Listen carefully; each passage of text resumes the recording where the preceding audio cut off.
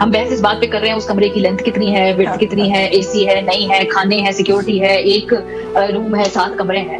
لیکن جو heart of the heart میں جو سب سے بڑا جو نقطہ ہے جس کے اوپر بحث ہونی چاہیے کہ عمران خان صاحب اس وقت جیل میں صرف اس وجہ سے ہیں کیونکہ کہیں کسی عدالت میں یہ بات زیر بحث ہے کہ ان کی بیوی کی جو ماہواریاں ہیں ان کی عدت کی ڈیوریشن کے ساتھ تال میل نہیں بنتا, ربط نہیں بنتا. Look at the absurdity of this case. آپ شروع ہوئے توشہ خانہ سے, پھر آپ ایک سائفر کیس لے کر آ گئے, پھر ایک 9 مئی کا کیس, یعنی کتنے بڑے بڑے قومی سلامتی کے ایلیگیشنز تھے اور آپ نے ان کو ٹرائی کیا, وہاں پر عدالتوں میں سے ان کو کلین چٹ مل گئی. اب آپ کہتے ہیں جی پروسیکیوشن نے کیس کمزور بنایا, تو پروسیکیوشن کس کے قبضے میں ہوتا ہے؟ جس کی حکومت اس کی پروسیکیوشن ہوتی ہے. تو خاص طور پہ ریاست کی اتنی انٹینٹ ہو کہ ہم بالکل کیفر کردار تک پہنچائیں گے.